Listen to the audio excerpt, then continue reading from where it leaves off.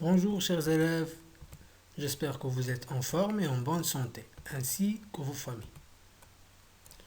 Aujourd'hui, je vous propose, dans le cadre des leçons programmées pour l'examen régional de la troisième année, une leçon de langue et communication intitulée L'expression de la condition, ou comme vous avez comme titre dans le manuel, la page 159, la condition. Cette leçon aura pour objectif l'expression de la condition à l'aide de différents outils ou de différents moyens de langue. Je vous demande de rester avec moi jusqu'à la fin, s'il vous plaît. Commençons tout d'abord par la définition du mot condition. La condition exprime qu'un fait ou une action est indispensable, c'est-à-dire daruri, est indispensable pour qu'un autre fait se réalise. Puis maintenant que la condition exprime hadat, un fait qui est indispensable pour qu'un autre fait puisse se réaliser. Dans le cadre de la phrase complexe en langue française, la subordonnée de condition indique à quelle condition se fait l'action de la principale. Elle est introduite par une conjonction ou une locution conjonctive et occupe toujours la fonction de complément circonstanciel de condition. Ceci dit, que la subordonnée de condition indique la condition. اللي كتخلي la principale توقع. Pour que la proposition principale توقع, ça a déjà une condition. Donc c'est ce que nous allons voir avec les exemples. Observons ces exemples. Si vous prenez un taxi tout de suite, vous ne manquerez pas votre rendez-vous. Si cette famille était riche, elle voyagerait partout dans le monde. Si le chauffeur avait freiné à temps, il aurait évité l'accident. Alors, comme début, on va essayer d'identifier les propositions principales ainsi que les propositions subordonnées puisqu'il s'agit de phrases complexes. Donc, dans le premier exemple, la proposition principale, c'est « vous ne manquerez pas votre rendez-vous ». La proposition subordonnée, si vous prenez un taxi tout de suite. Comme vous remarquez, la proposition subordonnée est la première, alors que la proposition principale se place après, c'est-à-dire la deuxième. Essayons maintenant d'identifier le moyen qui introduit la subordonnée. La subordonnée, le moyen si. Donc, si, c'est le moyen qui a introduit la condition. On voit le moyen de la condition. Donc, pour ne pas manquer le rendez-vous, il vous faut prendre un taxi tout de suite. Donc, c'est la condition. Et donc, on va poser la question. À quelle condition je ne peux pas manquer mon rendez-vous? C'est à condition de prendre un taxi tout de suite. Donc, la proposition subordonnée, si vous prenez un taxi tout de suite, exprime la condition de la réalisation de la proposition principale, bien sûr. Donc, on a le moyen qu'il a introduit, c'est le moyen si. Regardez les verbes de chaque proposition. Pour la première, la subordonnée, vous avez le verbe prendre. Alors que dans la proposition principale, il s'agit du verbe manquerait ou manquer. À quel temps sont conjugués les deux verbes? Pour la proposition subordonnée numéro 1 et pour la proposition subordonnée numéro 2. Ceci dit, que le verbe de la proposition subordonnée est conjugué au présent, alors que le verbe de la proposition principale est conjugué au futur. Deuxième exemple. La proposition subordonnée est « si cette famille était riche ». La proposition principale, elle voyagerait partout dans le monde. Donc, pour voyager partout dans le monde, quelle est la condition? La condition, c'est que cette famille doit avoir de l'argent, doit être riche. Voilà la condition pour qu'elle puisse voyager partout dans le monde. Dans ce cas, on dit que si cette famille était riche, est la condition pour voyager partout dans le monde. La proposition subordonnée est introduite par le subordonnant si, par le moyen si. Même chose, on va essayer de voir les verbes et leur temps de conjugaison. Le verbe de la subordonnée, c'est le verbe être, été. Alors que le verbe de la principale, c'est le verbe voyager. À quel temps sont conjugués ces deux verbes? On trouve que le verbe de la subordonnée est conjugué à l'imparfait, alors que le verbe de la principale est conjugué au conditionnel présent. Pour le troisième exemple, la proposition subordonnée est si le chauffeur avait freiné à temps. La principale, il aurait évité l'accident. Donc pour éviter l'accident, كان خاص واحد la condition توقع اللي هي freiner à temps. Donc la proposition si le chauffeur avait freiné à temps est la condition grâce à laquelle peut se réaliser la principale. Ou ne pas se réaliser, bien sûr.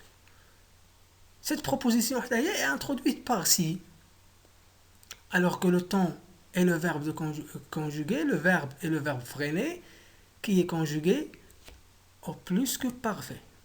Alors que le verbe éviter, la principale, est conjugué au conditionnel passé. Il faut faire attention, s'il vous plaît, au plus que parfait. C'est un temps composé de quoi? De l'auxiliaire être ou avoir à l'imparfait, plus le participe passé du verbe. Alors que le conditionnel passé est un temps conjugué, composé, qui est conjugué ou sont utilisés avec l'auxiliaire être ou avoir au conditionnel présent, plus le participe passé du verbe. Donc, récapitulons ce qu'on vient de dire. Il existe trois manières ou bien trois structures avec lesquelles on peut utiliser le subordonnant si. La première structure est si plus présent plus verbe de la principale au futur. La deuxième est si plus le verbe de la subordonnée à l'imparfait plus le verbe de la principale au conditionnel présent. Alors que la troisième est si plus que parfait plus conditionnel passé. Exemple suivant. Je te prête mon livre à condition que tu me le rendes demain.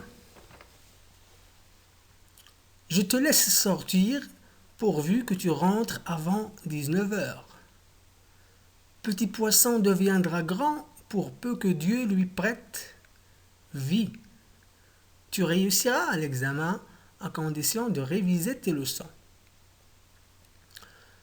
Dans ces quatre phrases, il ne s'agit plus du subordonnant si. On va essayer de voir de nouvelles locutions conjonctives.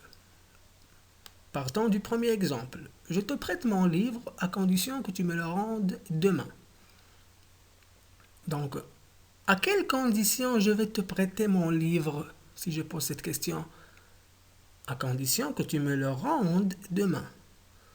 Donc la phrase ou bien la proposition à condition que tu me le rendes demain est la proposition subordonnée qui exprime la condition de la réalisation de la principale, celle de prêter son livre. Cette proposition de la phrase est introduite par le moyen, par la conjonction à condition que. Si vous voyez que à condition que est suivi d'un verbe conjugué qui est le verbe bien sûr rendre, qui est conjugué au subjonctif. Pourquoi il y a ce choix de subjonctif? À condition que s'utilise lorsque nous avons deux sujets différents. Bimena, le sujet de la principale, les je, et le sujet de la subordonnée, le هو tu. Lorsque nous avons deux sujets différents, on utilise la locution conjonctive à condition que. De même pour l'expression suivante, dans l'exemple suivant bien sûr, je te laisse sortir pourvu que tu rentres avant 19 heures. À quelles conditions je vais te laisser sortir? La condition c'est que tu rentres avant 19 heures. Donc dans cet exemple, la subordonnée de condition est pourvu que tu rentres avant 19 heures. Cette proposition subordonnée est introduite dans ce cas-là par l'expression pourvu que. Pourvu que, si vous voyez très bien, est suivi du verbe rentrer qui est, lui est aussi conjugué au subjonctif présent. Rentre. Phrase suivante. Petit poisson deviendra grand. À quelles conditions? Pour peu que Dieu lui prête vie. Donc, comme on l'avait dit pour les deux premières phrases, on va dire aussi pour cette phrase. Pour peu que Dieu lui prête vie est la subordonnée de condition ou la condition de petit poisson deviendra grand. Dans cet exemple, la locution conjonctive qui introduit la subordonnée de condition est pour peu que. Cette expression est suivie toujours par un subjonctif aussi. Le verbe prêter, prête au subjonctif. Phrase suivante. Tu réussiras à l'examen, à condition de réviser tes leçons. Donc la principale action d'elle réussir à l'examen va se réaliser en une seule condition, réviser tes leçons. Donc à condition de réviser tes leçons est la condition de réalisation de la principale réussir à l'examen. Dans ce cas, dans cet exemple, à condition de réviser tes leçons et la subordonnée de condition de la principale. Le moyen qui introduit la subordonnée ici, c'est à condition de. Mais doit-on faire une remarque ici? C'est que à condition de est toujours suivi d'un infinitif. Au contraire de à condition que qui impose la conjugaison du verbe de la subordonnée au subjonctif. À condition de est toujours suivi d'un infinitif. Dans ce deuxième exemple, nous sommes obligés aussi de faire une récapitulation et dire que pour exprimer ou pour introduire une subordonnée, on peut aussi utiliser d'autres moyens de conditions tels que à condition que, pourvu que, pour peu que, et ces trois expressions sont toujours suivies d'un subjonctif. On peut aussi exprimer la condition en utilisant le moyen à condition de, qui est aussi suivi d'un infinitif.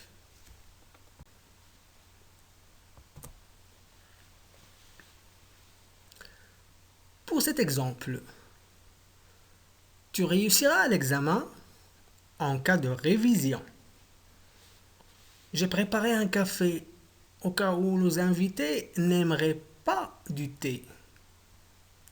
Ou bien je peux aussi dire, au cas où les invités n'aimeraient pas du thé, j'ai préparé un café.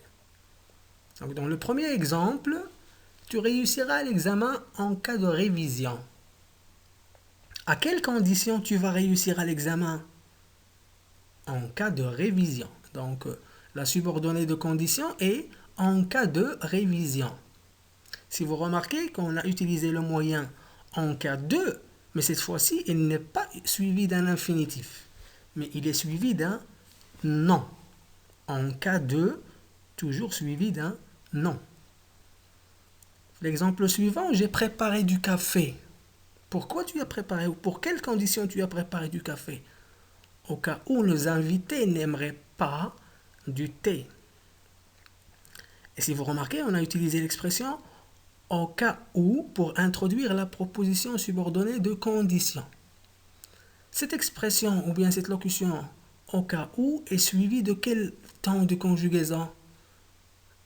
Bien sûr, elle est suivie d'un temps de conjugaison allant au conditionnel. Au cas où, plus le conditionnel. Dans cet exemple, on peut inverser l'ordre des propositions et avoir la proposition subordonnée au début suivie de la proposition principale. C'est ce qu'on a expliqué dans l'exemple suivant. Au cas où nos invités n'aimeraient pas du thé, et comme vous remarquez, n'aimerait est toujours conjugué au conditionnel présent, j'ai préparé du café. Donc jusqu'à maintenant, on a vu dans cet exemple les moyens qui peuvent aussi introduire une condition qui sont bel et bien en cas de suivi d'un non ou l'expression au cas où suivi d'un conditionnel.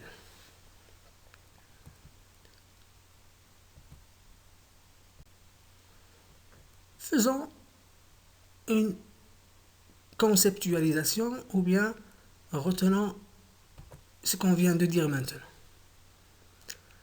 La condition peut être exprimée à l'aide d'une subordonnée dont le verbe peut être conjugué, soit à l'indicatif, soit au subjonctif, ou même à l'infinitif.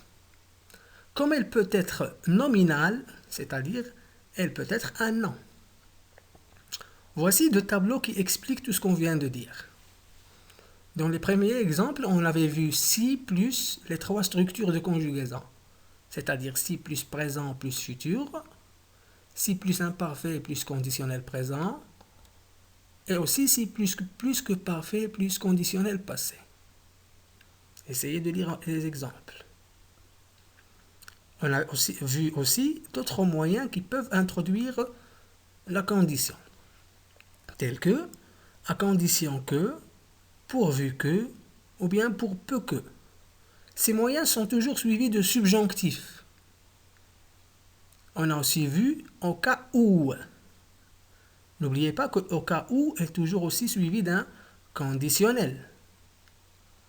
En cas de, plus un nom. Exemple, en cas de fièvre, allez voir un médecin. À condition de, on a dit qu'elle est toujours suivie d'un infinitif. Essayons de faire quelques exercices. Premier exercice. Relie les deux propositions par les expressions entre parenthèses pour exprimer une condition. Première phrase. Je te donnerai mon vélo. Tu me le rendras avant 20 heures. Avec à condition que. On va dire. Je te donnerai mon vélo à condition que tu me le rendes avant 20 heures. On reprend ce qu'on avait dit déjà sur à condition que, qu'elle est toujours suivie d'un subjonctif. Phrase suivante. Vous pouvez participer au concours, vous présentez votre candidature avant la fin du mois, à condition de. On avait dit que à condition de est suivi d'un infinitif. La phrase. Vous pouvez participer au concours à condition de présenter votre candidature avant la fin du mois. Troisième exemple et troisième phrase. Cet enfant deviendra un grand champion. Ses parents prennent soin de lui. Le moyen qui sera utilisé est pourvu que. Cela donne. Cet enfant deviendra un grand champion pourvu que ses parents prennent soin de lui. Pourvu que plus le verbe de la subordonnée au subjonctif. Nous faisons des analyses de l'ADN. Nous découvrirons le vrai criminel. Le moyen qui serait utilisé est au cas où, bien sûr, plus conditionnel. Au cas où nous ferions des analyses de l'ADN, nous découvrirons le vrai criminel. Et le dernier exemple, exercice. Vous ressentez de la fièvre, allez voir un médecin. Et le moyen qui serait utilisé est en cas de. Bien sûr, plus non. Ça la donne en cas de fièvre, allez voir un médecin. Exercice suivant. Conjugue les verbes entre parenthèses au temps convenable. Si vous parlez plusieurs langues, le verbe trouver un travail. vous remarquez que le verbe parler dans la proposition subordonnée est conjugué au présent. Donc, présent plus futur. Si vous parlez plusieurs langues, vous trouverez du travail. Phrase suivante. Si le verbe connaître la règle de grammaire, il saurait faire cet exercice. Donc, s'il connaissait la règle de grammaire, il saurait faire cet exercice. Vous avez le verbe connaître à l'imparfait plus le verbe savoir au conditionnel présent. Et enfin, si nous étudions, nous n'aurions eu aucune difficulté. Si nous avions étudié, nous n'aurions eu aucune difficulté. Dans ce cas, nous avons le plus que parfait, le verbe étudier, qui serait suivi de conditionnel passé.